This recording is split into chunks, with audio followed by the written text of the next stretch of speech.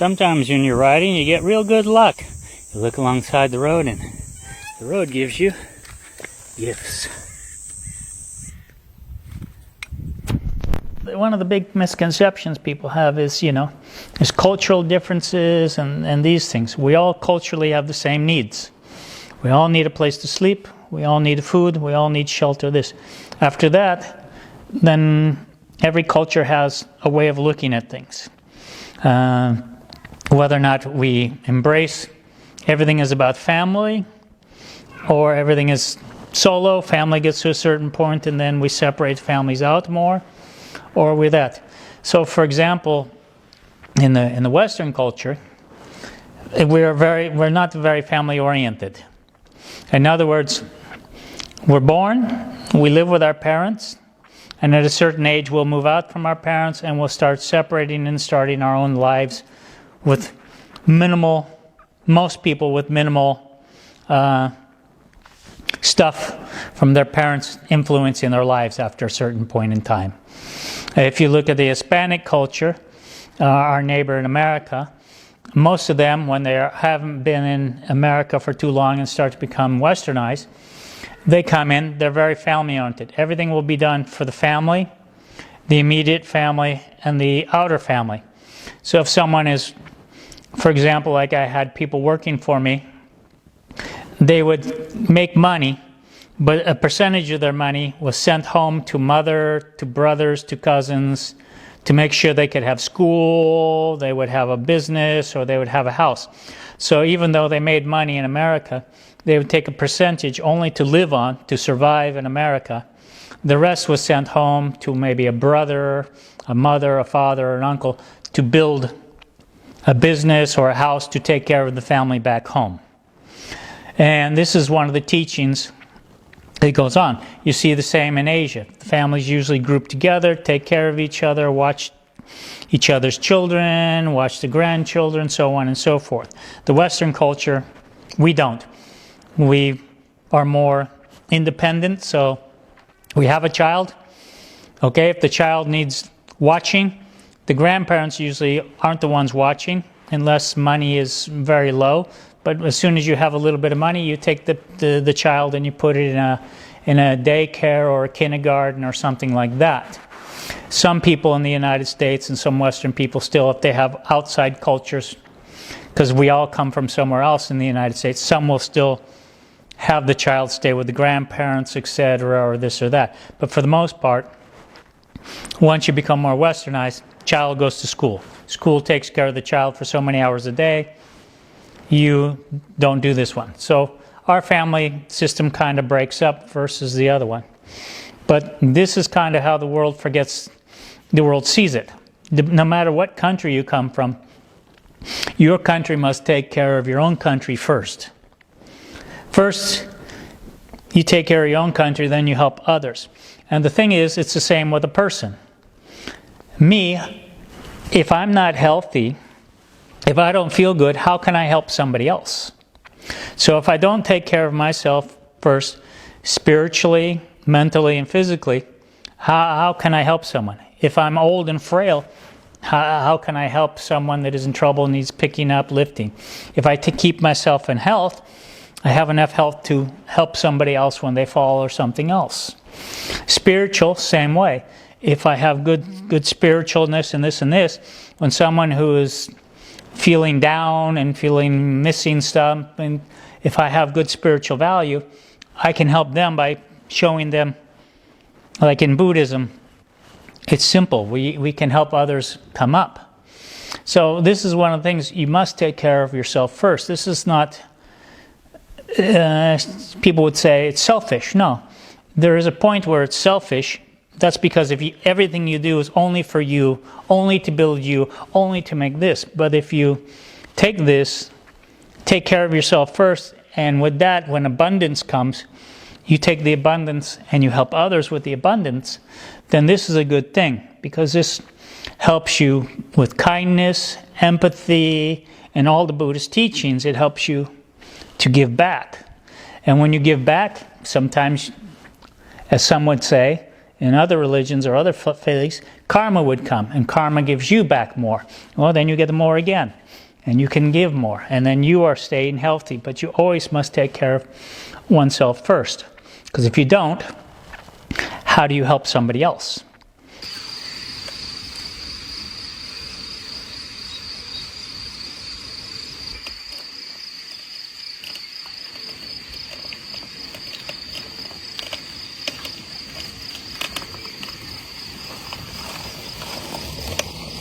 When I studied what's called,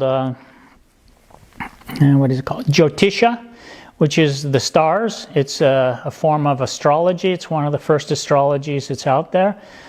It's according to it, we're born with our karma at the time of birth. So we're born with a destiny and a finishing place. It's all been written before, as soon as we were born. Some of the Buddhist scriptures also talk of this. Our destiny, our thing is done. The thing that is not written, according to even Vedic astrology, Buddhism, and the other stuff, the ones I've learned and I've studied, is the path to get there. We can make the path easy, or we can make the path hard. In Vedic astrology, the word is to bring to light. In other words, if something's in the dark, I can't see it. If I can't see it, I can trip over it, I can fall, I can hurt myself. I don't know what it is. But if I shine a light on it or bring it into the light, I can see that there's a rock in front of me, so I don't step on the rock and trip over it. I walk around it. I do the other things. I take the natural path. Buddhism somewhat teaches the same thing. We must enlighten ourselves. And in part of enlightening ourselves is to see the good in everything. Nothing is 100% good. Nothing is 100% bad. Just because I trip over a rock, it doesn't mean the rock was bad. The rock did nothing but its nature. It just was a rock. It just sat there. So I was the one that inflicted pain on the rock, not the other way around. I tripped on the rock because I did not pay attention to see the rock. And this is, I think, one of the biggest things as human beings we forget, is everything in life has a nature. A dog has a nature, a cat has a nature, people have nature, everything has natures. And if we don't recognize these natures, we cause friction and harm. And this is one of the teachings that I learned early on that I fully believe in. We in Buddhism are allowed to do anything we want to do. We can do anything. But there's a clause to that. But we cannot intentionally harm others. So people say, well, I don't understand that. Well, in other words, if I kick you and you say, excuse me, you hurt me, I apologize for doing that and I ask for the forgiveness for that. Then after that, I should never do that action again. Because now I know it causes harm. So I've learned. So I've come another step up. So this is something I fully believe in, that as we learn things, if we keep doing something, we choose bad action. And that's our choice to continue to do something. If we tease somebody and it hurts them, it's one thing. If we tease someone and it's fun and it's jest, there's no harm. So therefore, you can do it. But sometimes when you joke with somebody and they get very upset, very sad in this, we've caused harm upon them. And therefore, we shouldn't do that action again because we are causing harm.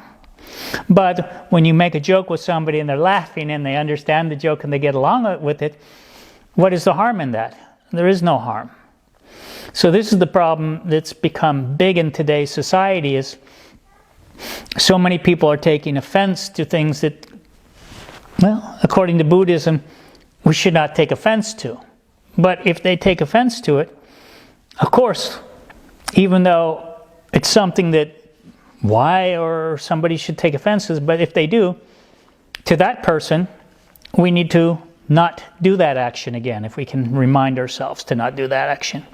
But to others, it doesn't mean to the next person, I can't do the same action I don't do the action to this person, but it doesn't mean I can't do the action to this person.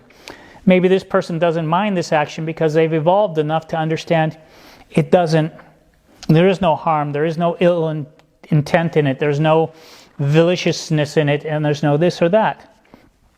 It's the simplicity of, if you look at a child calls someone fat, calls someone skinny, calls someone this. What is the harm in it according to Buddhism? It's just a description. It's how a person looks, it's how a person is, it's how a person is. It's a description.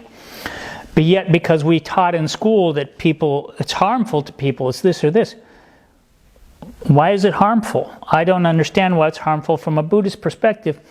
There is no harm in it. But I must respect that if the person I'm telling, you look fat, and they take offense to this, I must now realize and have the compassion to say, I realize this person takes offense to this.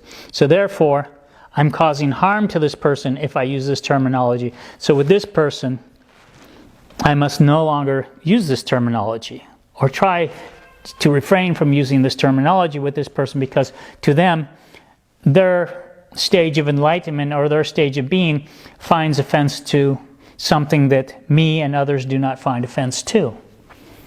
So that's how it is. And that's one thing I like about Buddhism. You can do everything, and there is no judging in it. It's this, but you yourself have to control your actions to make sure that you're not causing harm to another human being.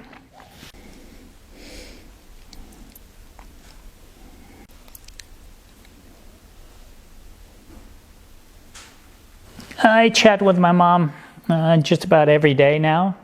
I keep in contact with my mom. My dad passed away a few years ago, so I'm no longer in contact with him. Well, unless you want to say via meditation and spirituality, I think of him. I think of family members that have passed, so in that way we are always in contact with them. They're always still around. So this is how it is. Distance, people say that it's something that I was taught at an early age. Distance doesn't make you no longer feel for a person, be attached to a person, or connected to a person. It just means they're physically not next to you. It doesn't mean that they're not still connected to you in your heart, in your spirit, in your mind. And that's important. Communication with the person. Luckily nowadays, compared to when I first started traveling, I would have to send a letter by mail, which might not come home for 2, 3 months, 4 months, come out of order and everything else. Nowadays, I can pick up the phone, click on it, send an email. As soon as my mom or whoever gets on the other end, they answer the computer, they do that one. Can send messages, WeChat, WhatsApp, and people will see it when they open their thing up to look themselves.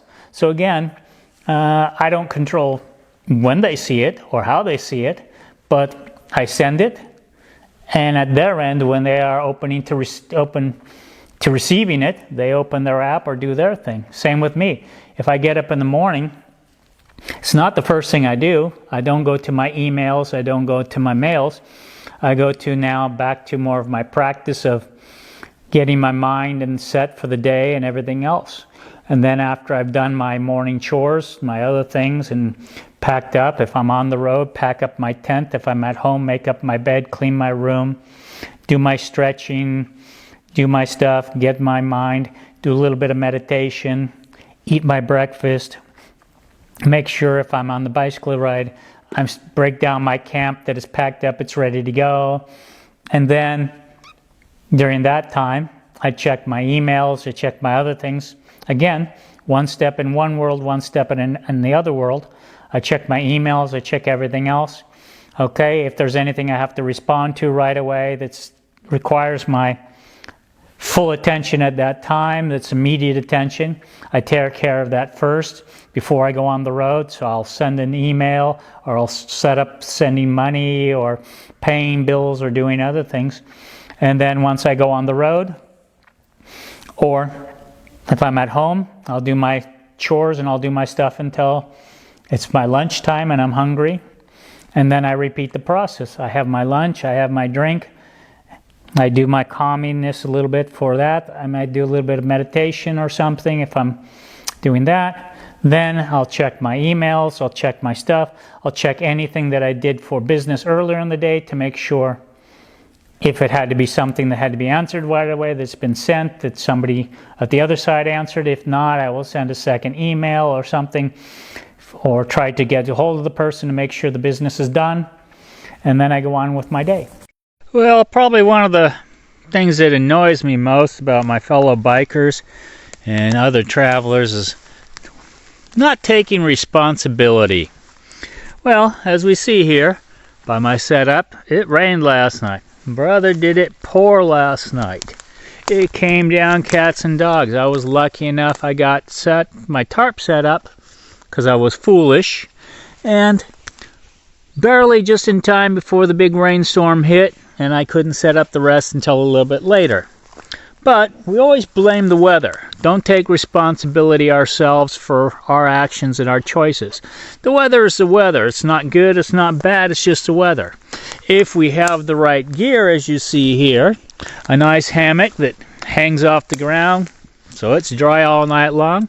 Keep the bike dry under a tarp. We have a nice tarp. We have all our cooking. We can cook down here. We can do everything down here. Sit down here comfortably out of the rain, everything else. Have a nice jacket on, have everything else on. The weather doesn't bother us. So it wasn't the weather that was bad. It was my choices that were bad. My choices to pull off on a road, not set up before the rain comes, not have a jacket, not have a proper tent, not have a proper setup to be ready for the weather, and basically not the right equipment for the right job, and therefore it was my mistake, not the weather that was bad, but my actions. And this is the biggest thing we need to take responsibility for, boys and girls. If we have the right gear and the right stuff, we can bike and travel through anything. It's not the stuff. It's our actions, our choices, and our gear. I don't get support.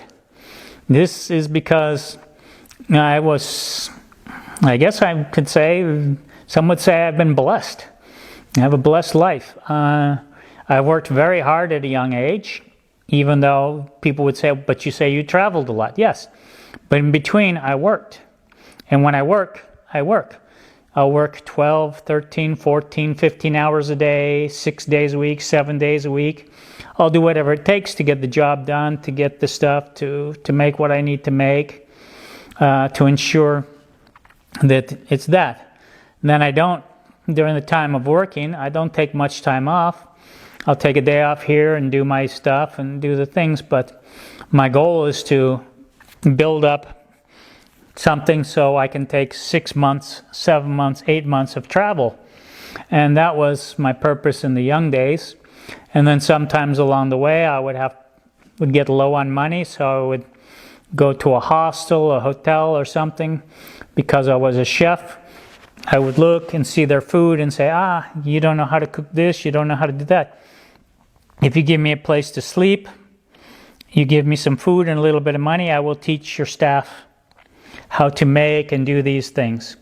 So sometimes I was lucky. The big hotels would need people to teach simple Western things, French toast, pancakes, just simple stuff. But it still takes, you have to cook this a while with the cooks, let them understand the texture, let them understand how things work, this and that. So it takes a few weeks. So I would be granted a little bit of, sometimes the owner of the place would say, I make a lot more money now because of what you taught my cooks. I will give you a blessing. So I would take a little blessing. But in general, the money I made was my money. Even like now, I sold my house in America. I got okay money for it. and I reinvested it into a few things. And so now I'm able to live humbly off that. I don't require much. With the bicycle, it's extremely easy. For transportation to get everywhere from point A to point B, it's bicycle. So what money do I pay? Nothing. Once I have bought the bicycle, I've paid for the bicycle, I've paid for the equipment that's on the bicycle to hold everything, there's no expense. Zero.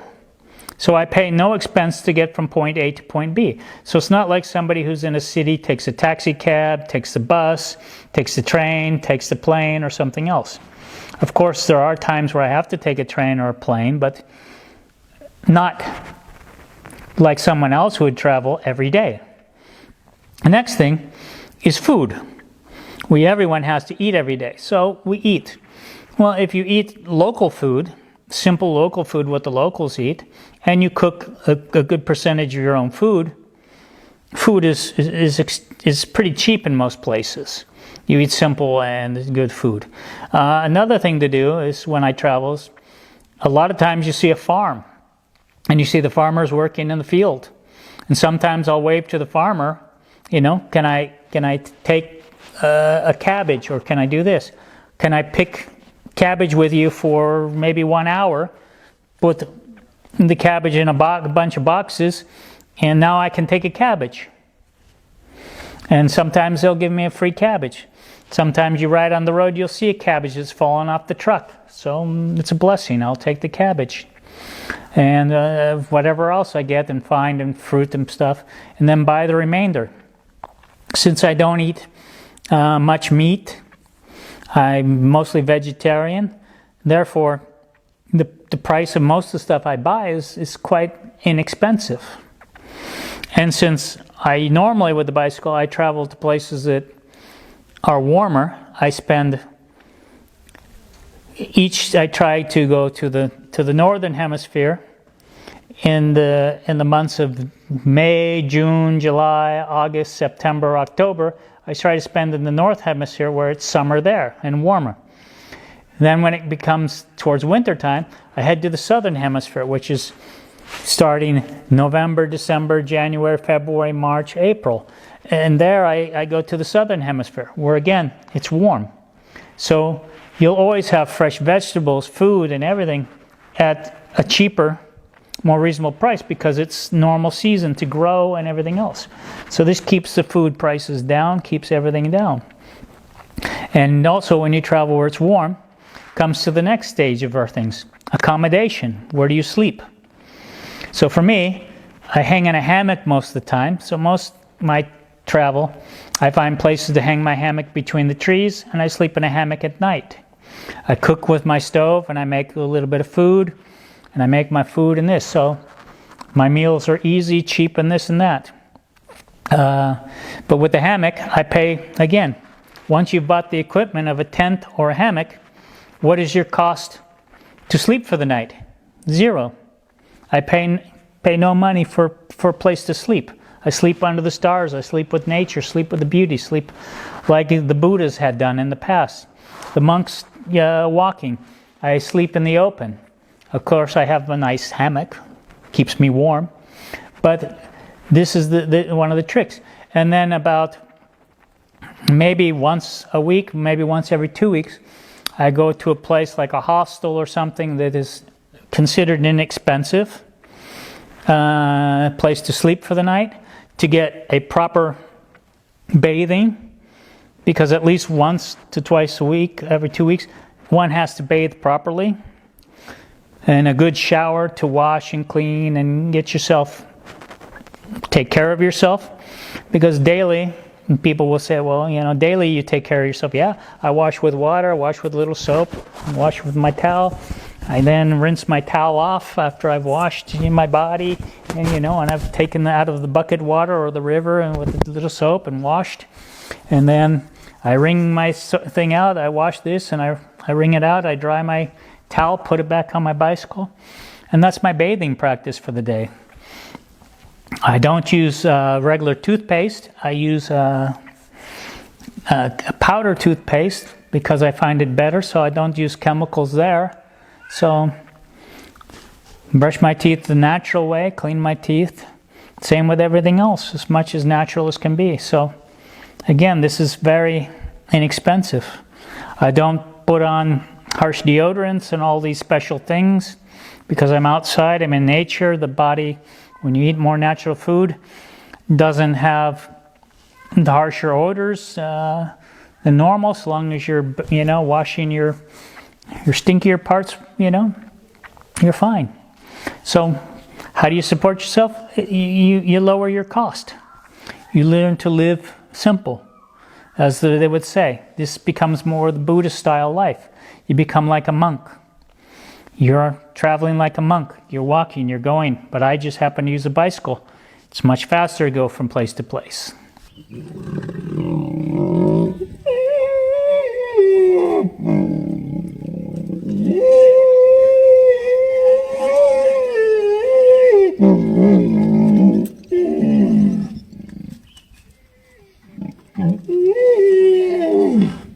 In the early days, it was, as I said before, much more difficult with communication and everything else.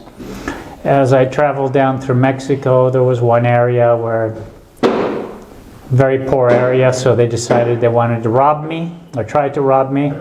So they got in, shoot guns at me and some other stuff, but luckily enough I was able to turn around and go downhill and get away from them. Had to find a guy to put my bicycle in the truck and take it over the mountain pass past where these guys were. In Mexico they're called banditos, and there's a few places where they are. In the old days it was more so than it is now. When I was in farther down in South America, Ecuador, one night I decided, I was at the hostel and some people invited me to go see a play or something just up the road from the hostel. So they had already left in a group, and I figured, okay, I had to still get cleaned up, and I came to join them. And on the way to get to join them, some guys mugged me, grabbed me from behind, put me in a chokehold, stole my wallet, stole my other stuff, and then ran away. One guy that was behind me ran this way, the other guy ran the other way. I chased the guy down, I grabbed him, I stopped him, and well, the way you deal with it in South America is you kick him and beat him and call him a dog. And then his friend across the street saw this, who had stolen my wallet, took the money out real quickly, threw the rest of my stuff on the ground, and ran away. That way I would have to let his friend go across the street and get my stuff. And in South America, that's the way you deal with it, because you can't go to the police, because if you go to the police will arrest them, beat them, all sorts of stuff for doing this to a tourist, and you'll end up having to pay the police a bribe to keep the police from killing the guys that robbed you. So it's kind of a different situation in that. Later times, Europe, I've had a few things stolen here and there, nothing major. Sick, measurable times in India, definitely sick a few times. As far as robbing goes, like I said, just a few times here and there. People steal stuff. Sometimes park the bike, steal little things. It's, it happens.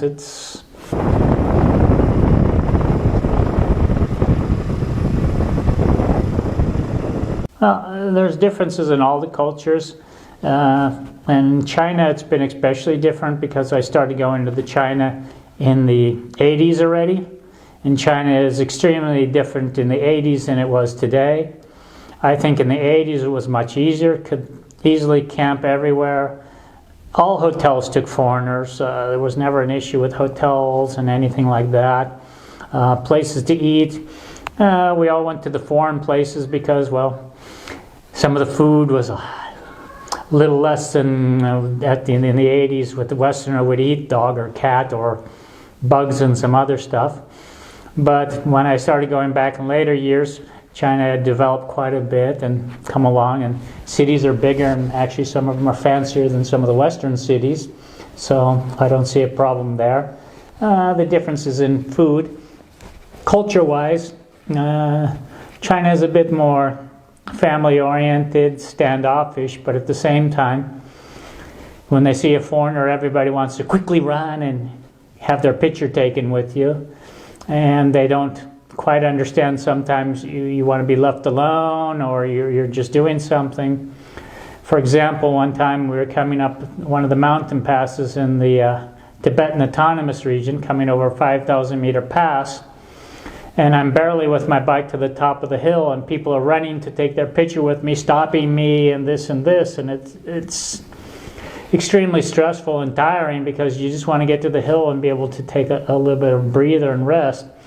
And this is something I'm not used to, because in Western countries people would never do that. They'd wait till you've stopped and relaxed and then come over and talk to you and present themselves, not just run up with a camera or phone and quickly stick their head next to yours and take a selfie with you. So, I mean, there are some cultural differences, but in all, I mean, nothing that's ever that bad. It's just different.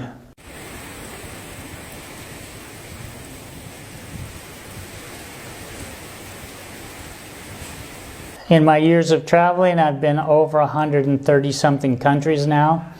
I just added a new 3 or another 2 in the last year, so it brought me up to about 133. A lot of the countries I revisit and just travel in different ways. I mean, take, for example, China. How big is China? I mean, people that live in China could spend decades just traveling from one side to the other. I've been to most every province in China. India, I've been every province but one. It means I've seen part of the provinces, but it means I haven't seen all of the provinces, but I've traveled. How many kilometers I've traveled? 500,000 or more, easily. Over the decades, I mean, it's hard to tell. I stopped counting years ago because it no longer became important to me. There was a time in my life where it seemed important, but to me that became something, again, of ego, of being able to tell somebody, I've been 1,000,000 miles, I've been 5,000 countries, I've been. And if you hear those words, I, is ego, it's selfishness. And it's something I'm trying to avoid, and just be humble and be a cyclist like everybody else, and enjoy when I meet someone who's traveled 2 or 3 countries, and relive that excitement of going to new countries and seeing things for the first time and doing that, and finding new routes, and finding other places and countries I've been before just to see something different. Sometimes going back to places and see how much they've changed or haven't changed. And it's just nice. It's just part of the beauty of the world. Don't forget that when you leave a camping area, we take all our trash with us. Double check your equipment. Make sure you've got your flags to show. People can see who you are. Your kickstand. Got our solar panel ready to go. We've eaten. Everything's cleaned up. Our camp area is cleaned up. We've taken everything down. Packed everything up. But mainly, taking all our trash out with us. People need to look within themselves to find what really makes you happy. If it's a home and a house, and that's what makes you happy, then it's a home and a house. If you are constantly dreaming of someone else's life or someone else's thing, and you look and you live the life in envy, then what you're doing in your life must not be correct. Because if you're envious of something, then that seems to be what you want. It seems to be what you think is happiness. So you either have to change your view of that, or you have to pursue that. That's about all I can tell people. It's like me. I like to travel. So I don't tell people I want to travel. I go and travel. If I want to do this for a while, I change something like I did before in my life, and I wanted to try something else, I stopped, I changed, I tried it. If it worked, I was happy. When it stopped working, I wasn't happy. I went back to something that made me happy. It's about all we can do. First, I would address for the older people, as Buddhist says, we wake up every morning with a new life. Every day I'm blessed with a new life every morning I wake up. So I can do whatever I want from that day forward. I just have to choose to do it. It's not an easy choice to just suddenly say, well, I'm going to do this or this. My suggestion would be take some small vacations, go to a few places, see if you even like it, see if it's still in your dream, see if it's still what you want to do. If it is, you just have to keep trying to do more and more. For me, I just went, I liked it, so the more I went, the more I kept liking it, the more I found ways to do it, the more I found tricks to make things cheaper and easier and better. I met other people that did it and asked from them what their experiences are, how they did it. And I made sacrifices. I had to learn to be away from family for long periods of time and everything else. So it's a choice. But as Buddha would say, you wake up every day, you're granted a brand new life. And from that day forward, you can choose if you want to change your life or not change your life. And that's how I like Buddhism so much, because it tells us if we wake up, if we're privileged enough to wake up, we can choose to change. As far as young people go in places like Asia and China, I understand it's difficult, but I've also met Chinese who are doing it and are cycling around China and going into other places. Is it as easy as it is for Westerners? I would say it's easy. The difference is the support. We, from a Western standpoint, are very much encouraged to do things on our own, to go out and do it on your own. And everything is you. You are responsible for you. But yet in Asia, where they practice Buddhism, where Buddha says you're in charge of yourself and you're responsible for yourself and you're responsible for your own actions, they choose not to do it. So it's funny that an area of the world that has been brought up on Buddhist teachings, where you are supposed to be self-reliant, these things and this stuff, they choose to rely on family more. Yet in the West, where we neglect most of these Buddhist things and go with Christianity and everything else, we instead rely on ourselves and do things for ourselves and support ourselves. So the thing is, I mean, it's like anything. I have friends in China and they take small breaks. Just take the breaks you can, and when you can take a break, take it as long as you can and do it. And it's especially more important to do it while you're young, because when you're young, you can sleep anywhere. Your bones don't bother you. You don't have the aches and pains. You can ride much farther with the bicycle. You have much more physical energy. You have much more vibrance. You can do without a lot of things. You can take a lot more stress than you can when you're older. So it's a thing.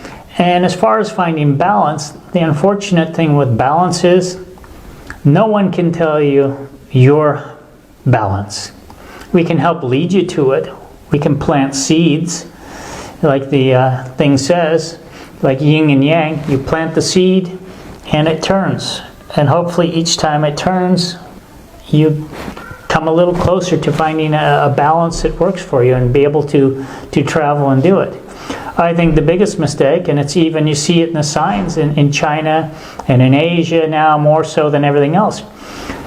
People put such importance on spending tens of thousands of dollars on a wedding. What for? What is the purpose? Who is the wedding for? You are marrying someone. Do you need to spend half your life savings to marry someone and love someone? No. So to have spent all this money there, of course you have to work more to do everything else. Or your parents have spent all this money to get you wed. Then of course you have to pay them back and everything else. So the circle is a vicious circle of this spending money and impressing others. I understand the culture in China is to save face. And save face is, it's a double-edged sword, because on one hand, you look good for everybody, but on the other hand, you have to pay the price for it. So I can't make this balance and this choice for you. As Buddha says, you must find your way and your path and your balance in this one. So all you can do is look at others and say, well, that may work for me, and try it. It either does or it doesn't. And each time you make a balance. And same with the people that your family. If your family says, oh, you must do this and this, well, okay, I'll do this, but I'm not going to do all of this. Meet in the middle. And of course they may not like it, but after a while they'll get used to that you're not going to just every time give everything, and maybe then you have a little for yourself, but enough for them. And then you find a balance. But balance is the hardest thing, because balance is individual. What works for one person to balance the scales doesn't work for the other. Good morning, world. Working our way back the dirt trails back to the main road from our camping areas. Sometimes I go far in for camping. Sometimes I just go right next to the road. Just depends on the conditions, the place, what we find, how the trees are, how I'm going to set up. A lifetime of stories, so there would be no point to start and no point to end. Like I say, it's an adventure. And sometimes people always say, why don't you write a book? Why don't you do this? Why don't you do that? Because at this time, for me, I want this to be mine. It's probably, I don't know, Buddhism would say it's selfish, it's this, it's that. It's not ego. But I think sometimes when we do things like newspapers and this and that, that becomes ego. Because then the newspaper makes us seem like more than we are. I'm just a simple person like everybody else, just cycling around the world, enjoying seeing what I can. You know, but a newspaper will put this big story and to-do and hype of who you are and what you are and why you're so important or this or that. The feats, you're doing fantastic things, but yet each of us has the ability to do fantastic things in our own way. So why not find what's your way to do a fantastic thing and do that? Again, we're taught and brainwashed to believe, but if the news puts it there, he must be more important. I don't see it that way anymore. With the Buddhist principles, I no longer see this part of the world. So I think that's one of the better things, like I say, of Buddhism. It's taught me to be more humble, to see things, try to be more forgiving, try to be more compassionate, try to understand others more, try to accept things as they are, not what I want them to be. Find a balance in between what I've been taught, what I've untaught myself, and what I'm reteaching myself in the new world of balance.